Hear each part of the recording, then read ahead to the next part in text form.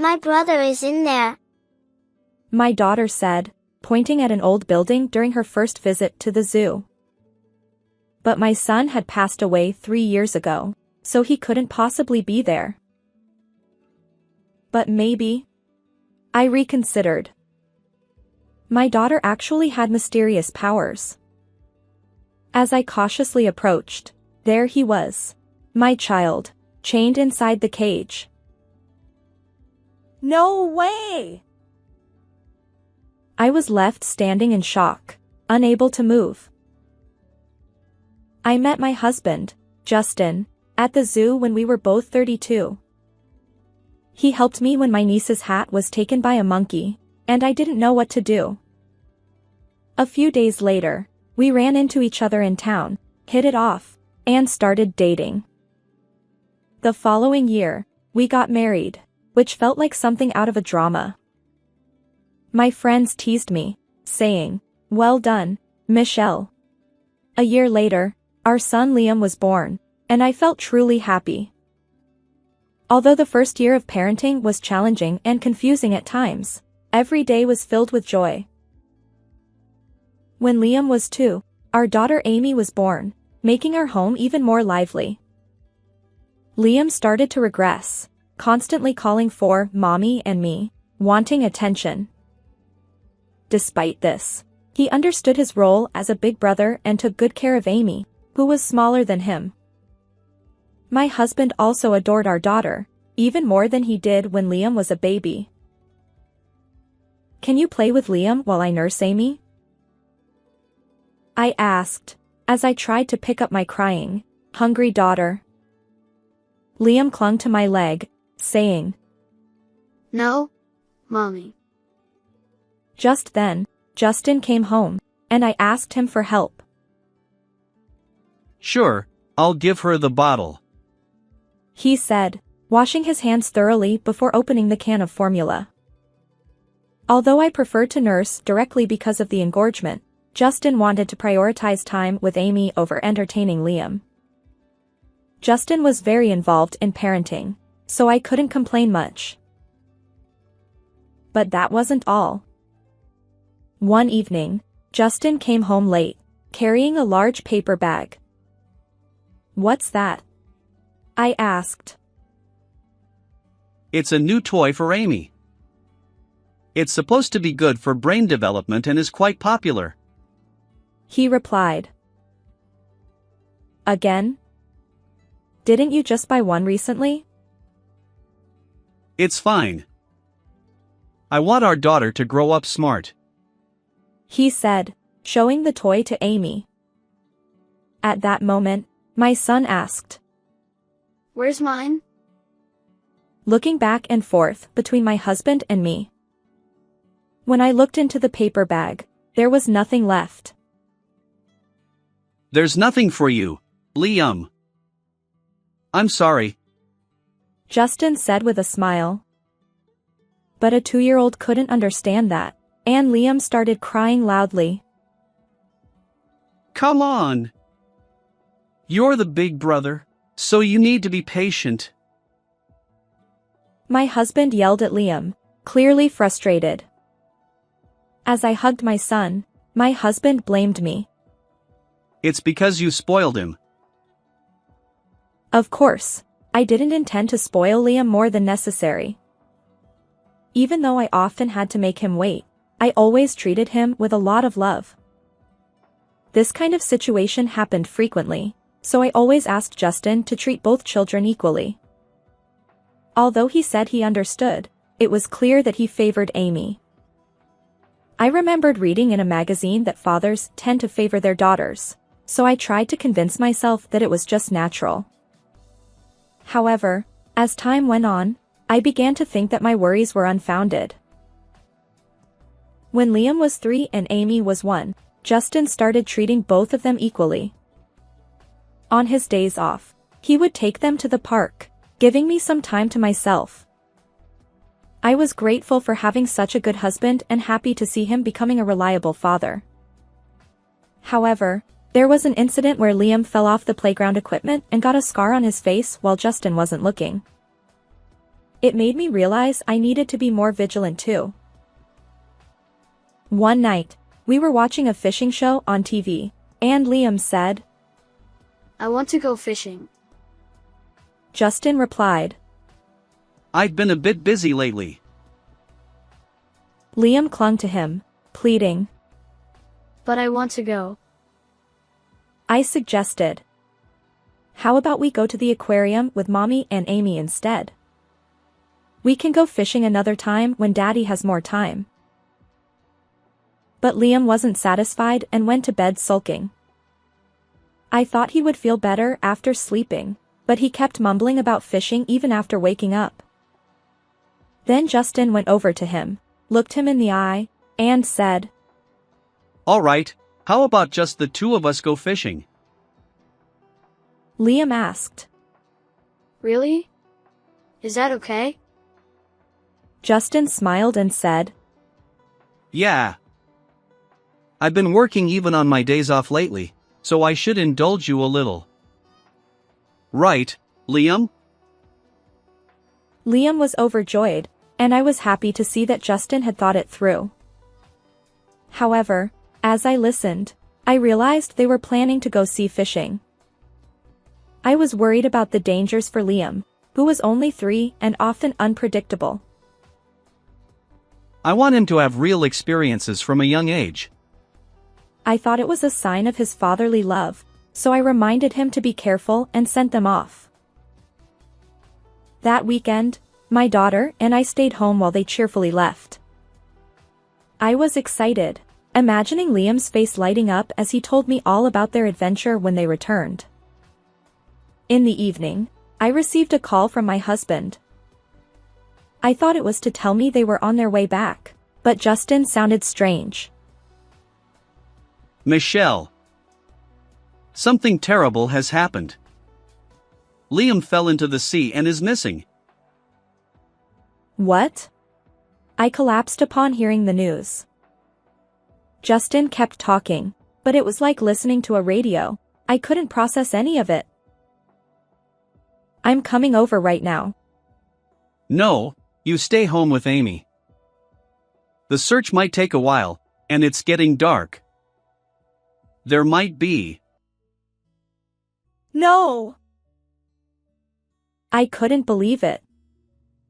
He said he would call again if there was any news and hung up. The worst scenarios flashed through my mind. How could this happen? That day, they didn't find him.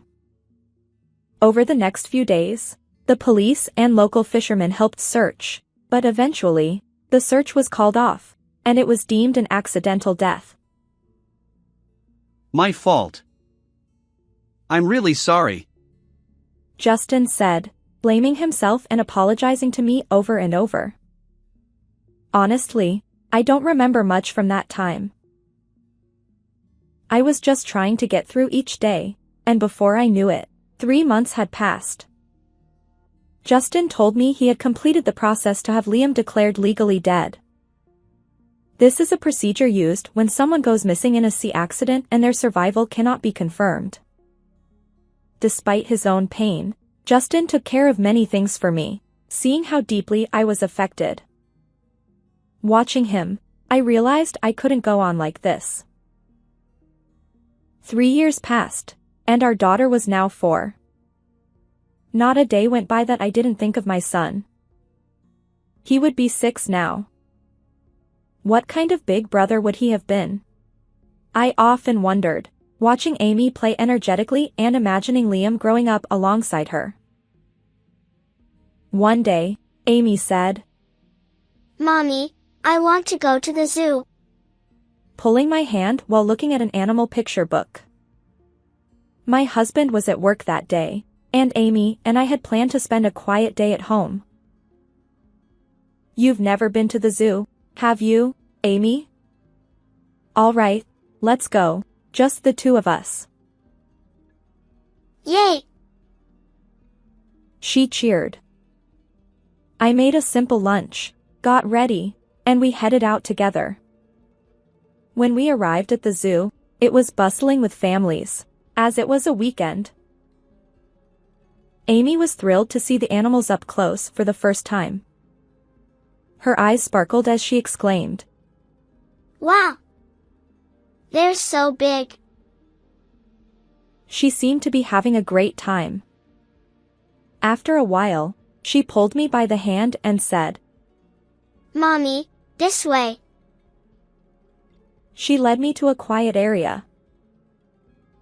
It looks like there's nothing here, I said, trying to guide her back to where we were. But she shook her head. No, my brother is in there, She said, pointing to an old building. I thought it was impossible, but I couldn't completely dismiss it either.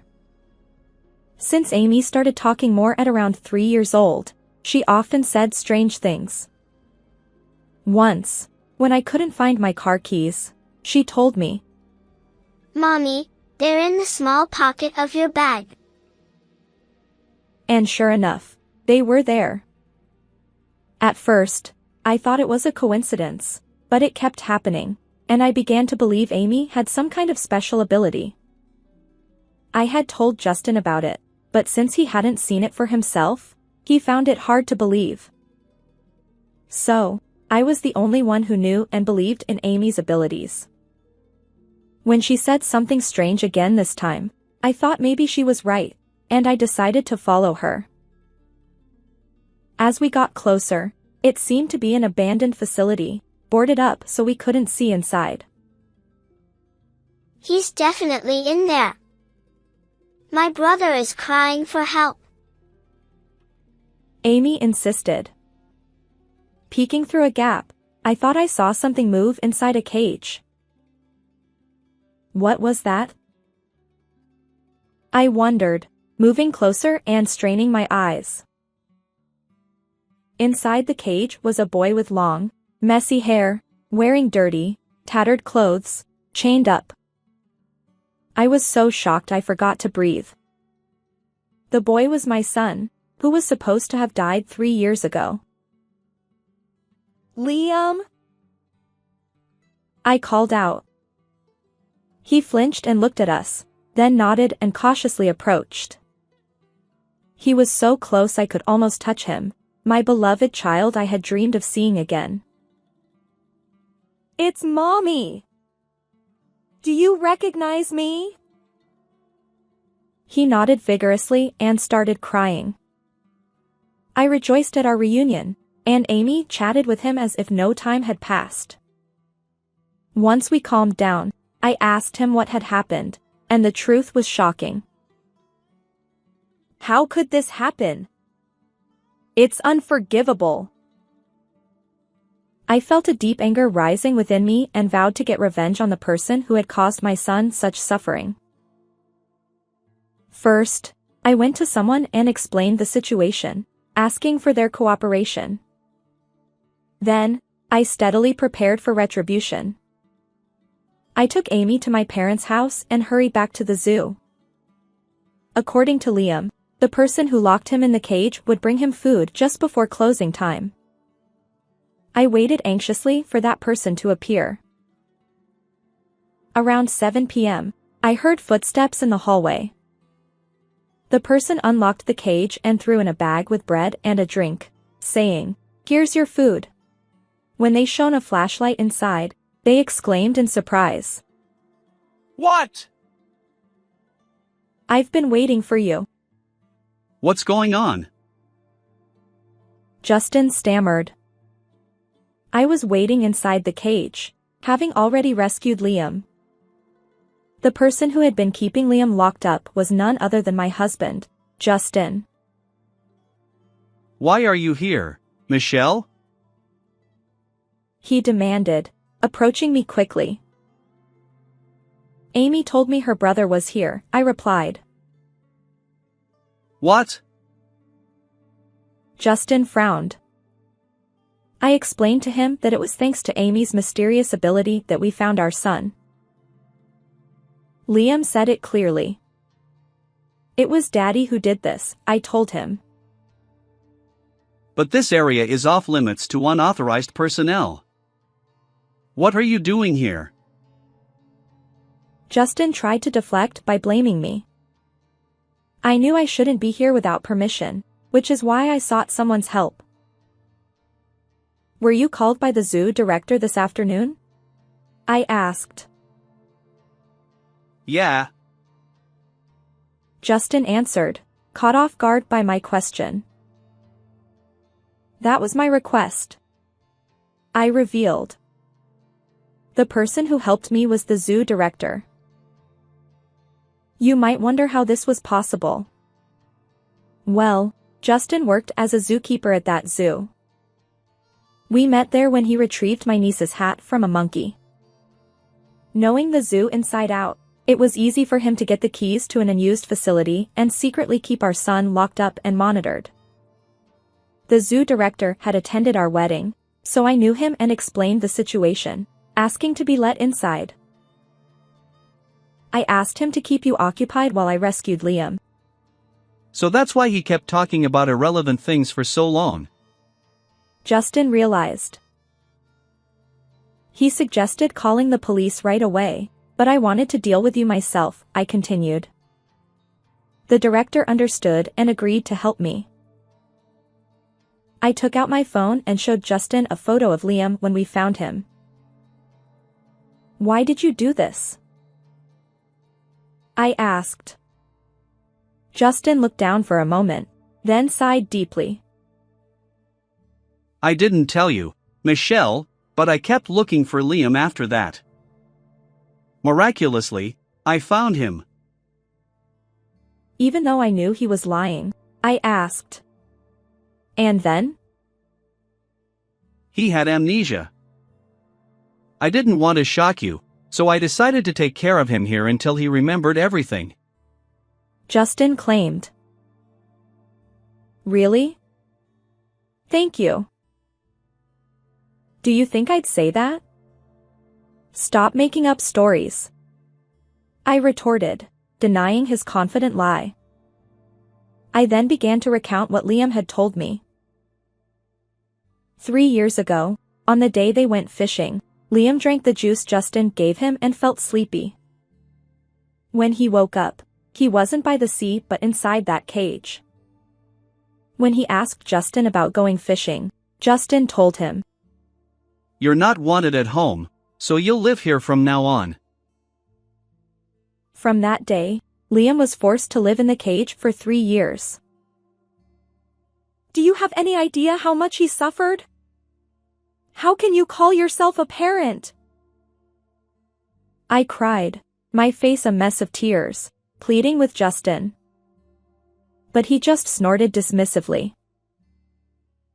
He still hasn't regained his memory. It's ridiculous to believe everything Liam says. Justin argued. That's all lies, isn't it? If that were true, why did you throw food at him like you did earlier? I countered. No. I did that to help him remember faster. Justin insisted, confidently spouting nonsense. I was exasperated. Of course, Liam didn't have amnesia. He had clearly told me everything that had happened. I have proof of your cruelty, I said, showing him a video on my phone. Justin was glued to the screen, shocked. How did you get this? He asked. Surprised? You didn't think there would be security cameras in an unused facility, did you? I pointed to the camera that had a clear view of the cage where Liam was held. The video I played was from that camera. Apparently, there had been unauthorized intrusions into the building before, so security cameras were installed for surveillance. Around that time, Justin had taken a month of paternity leave when Amy was born, so he didn't know about the cameras. Initially, the zoo staff checked the footage daily, but due to staff shortages, this practice gradually stopped. When I explained this, Justin stared blankly at a single point. When I asked for help, the director remembered this and checked the footage. No way. Justin muttered. Not only did you lock him up, but you also treated him horribly in that cage. I continued. Justin, still in denial, didn't respond. Desperate to understand why Justin did this, I asked him for his motive. After a moment of contemplation, he suddenly laughed and looked at me with bloodshot eyes. If you really want to know, I'll tell you. He said, grinning. When Liam was born, Justin was thrilled to have a son. But when Amy was born, he was even more delighted, shocked by how adorable and lovable she was. But you would get mad if I only doted on our daughter, so I tried to divide my affection. He explained. That's terrible. So that's your motive? I asked. No, that's not enough to do something like this. There's a bigger reason. I'm sure you thought about it too, Michelle. What? I was incredulous at what he revealed next. Justin was frustrated that now that Liam had turned 3, he had to start paying child fares in various situations. As a result, he thought about killing him because he was a nuisance, but then he realized it would be a waste of all the money he had spent on him so far. At that moment, he remembered an unused facility at the zoo where he worked. He thought he could pretend Liam was dead and make him work when he grew up to recoup the money he had spent on him. When Liam asked to go fishing, Justin saw it as the perfect opportunity to execute his plan. With a smug look on his face, Justin looked at me as if to say, "Isn't that a brilliant idea? For such a ridiculous reason? You're absolutely the worst." Justin replied. Say whatever you want. Besides, it was Liam who asked to go fishing. If he hadn't, maybe he could still be at home.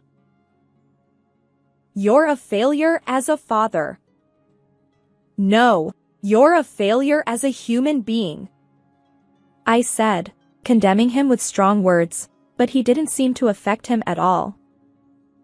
He even started whistling.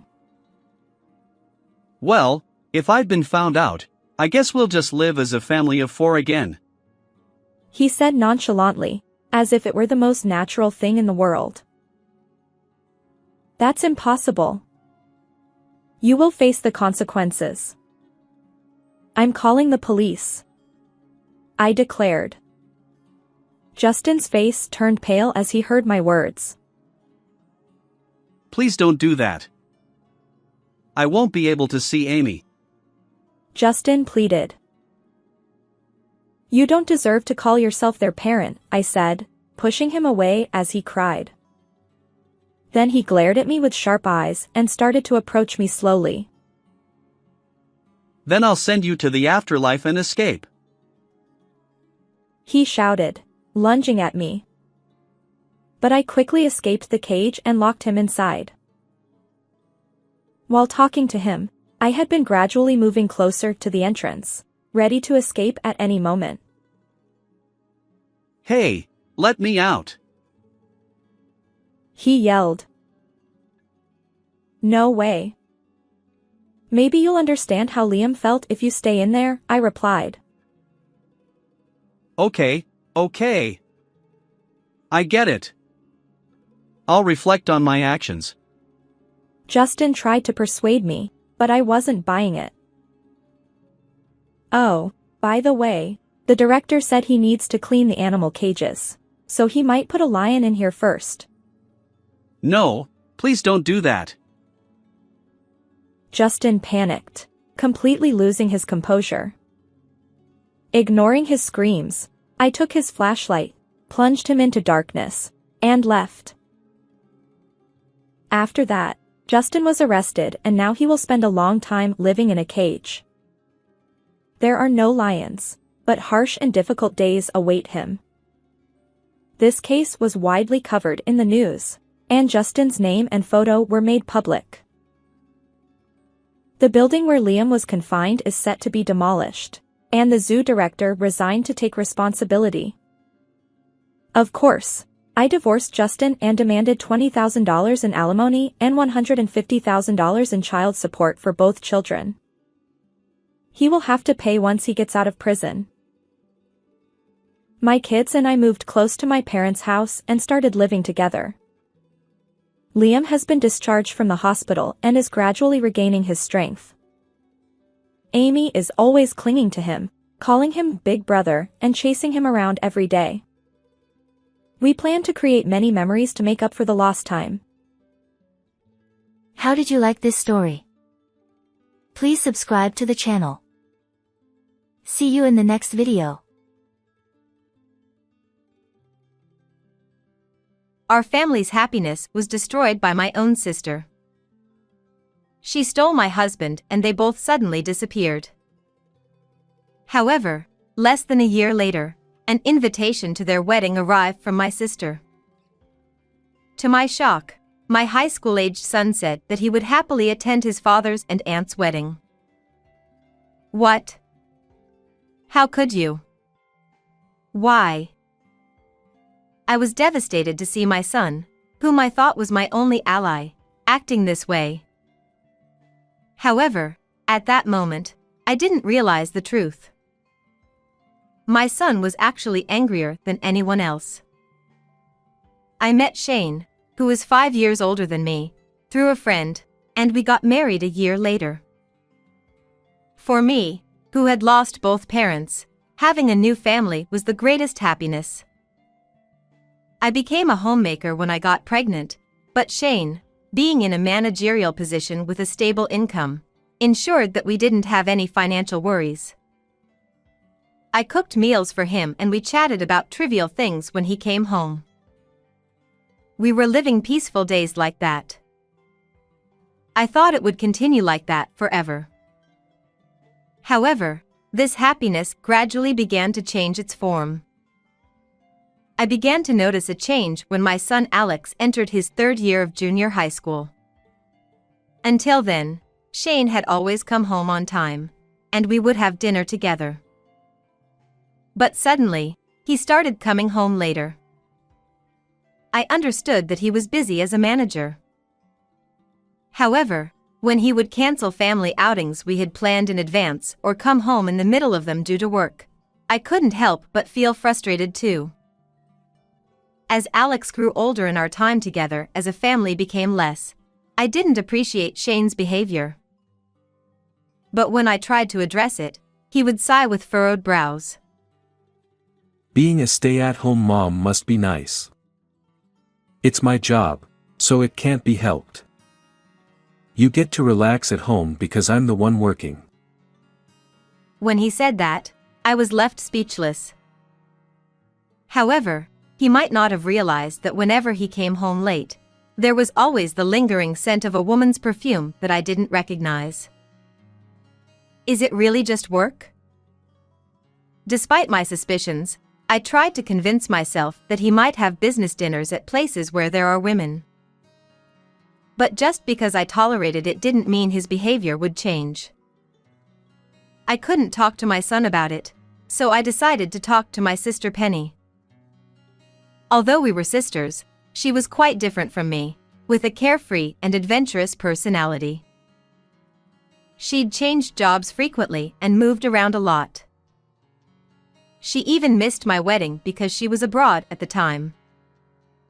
I heard that she happened to live nearby, so I decided to visit her. Little did I know that this decision would drastically change my life. When I headed for Penny's place, I saw an unbelievable scene. There was Shane, who was supposed to be at work, hugging my sister openly right at the doorstep. "Why are you here?"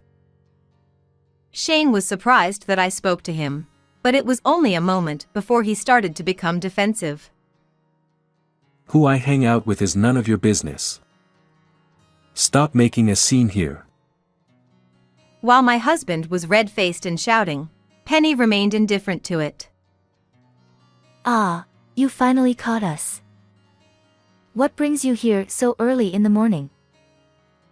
I was filled with questions about how Shane and Penny, who barely knew each other, ended up like this. As I listened to their explanation, it seemed that when my sister had visited our house, I wasn't home, so Shane welcomed her instead. It turned out that it was the first time Shane had properly met Penny, and he fell in love with her at first sight. From there, their relationship began. Don't give me that scary look. That's why you're going to lose your precious husband. As Penny pulled his arm closer, I noticed the faint scent of her perfume, which was the same one that always lingered on my husband's clothes. Shane has been cheating on me with Penny, even lying about going to work. I suddenly got sick and I wanted to leave that place as soon as possible. I feel sick. I don't want to see your face. I'll come to hear your explanation tomorrow, so don't come home today. I somehow made it home struggling with dizziness and I spent the night crying. I got aghast when I headed back to my sister's place after I'd calmed myself down the next day. I rang the doorbell, but there was no answer. So I peeked through the gap in the curtains. I saw the house was completely empty, no furniture or anything.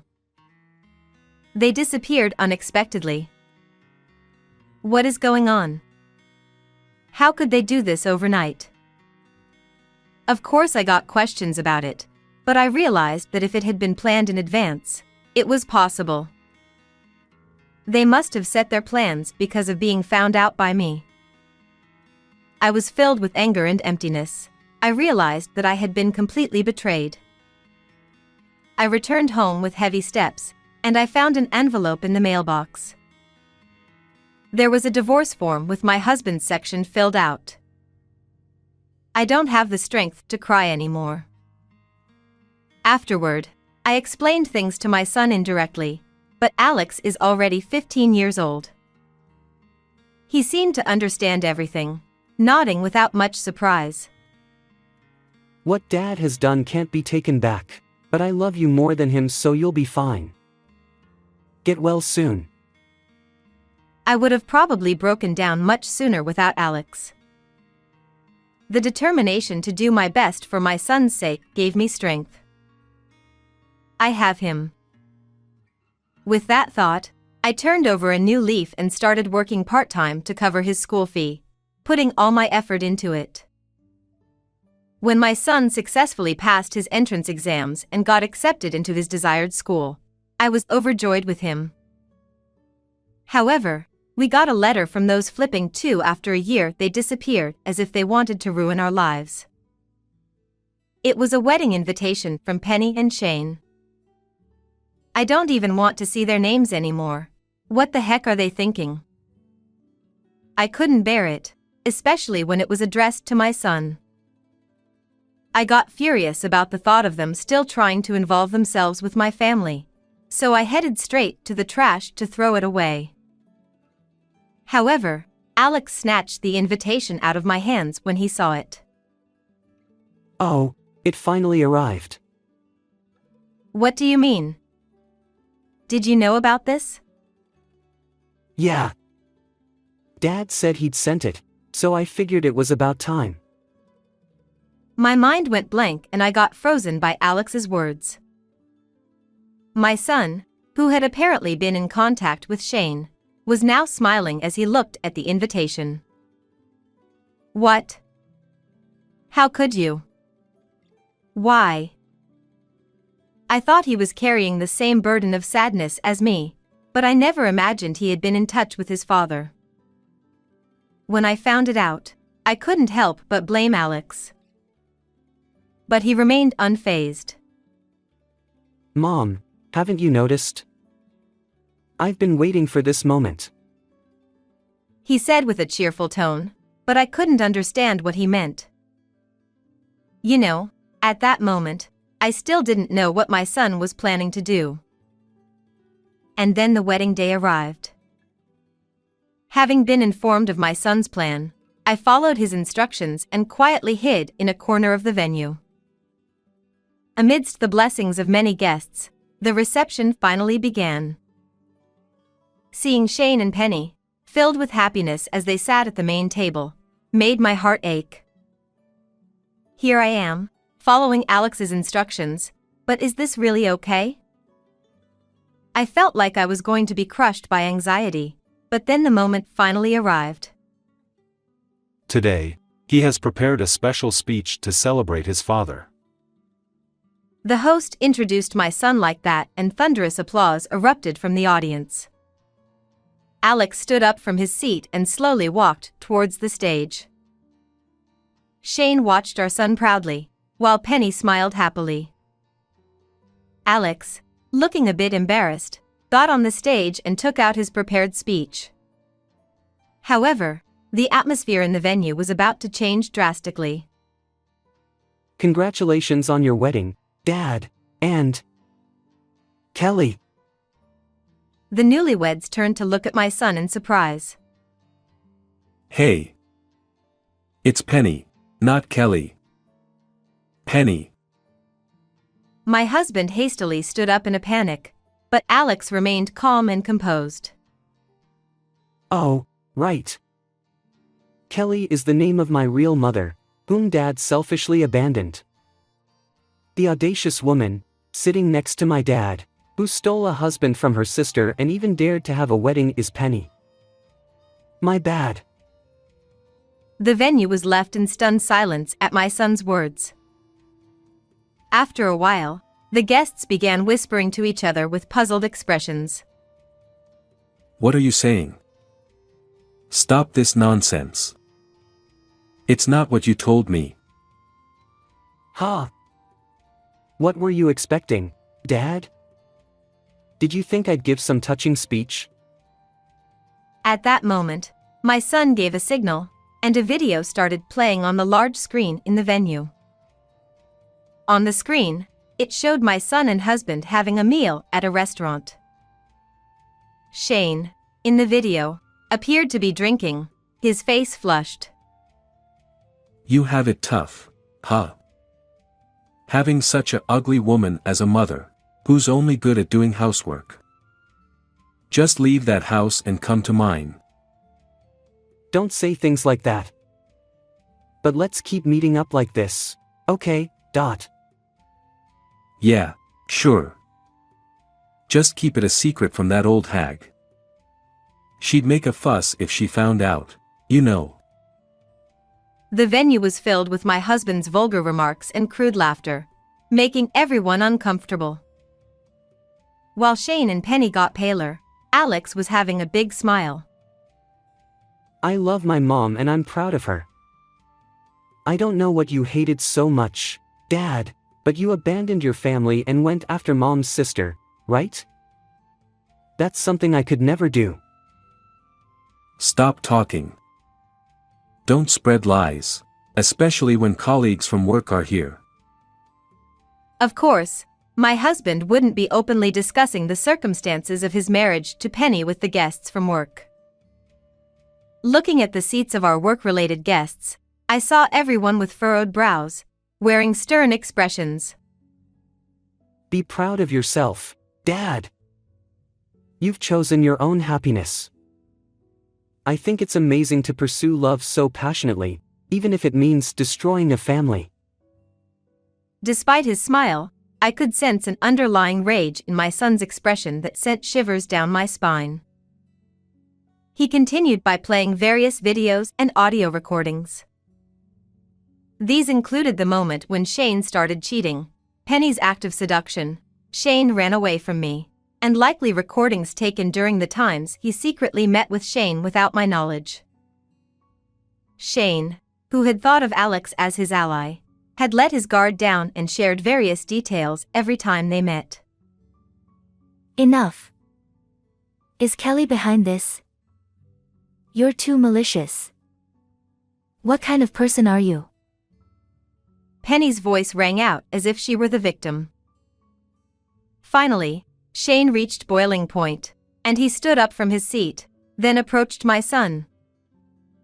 Watch out. That thought crossed my mind as my body moved reflexively. I jumped in front of my son, taking the slap from Shane intended for him. Are you Kelly? Shane widened his eyes when he saw me, dressed as a staff member, fall to the ground after being slapped. Actually, when we arrived at the venue, my son had told me, Pretend to be a staff member and wait inside the venue. I've told them that you're part of the surprise, so it'll be fine.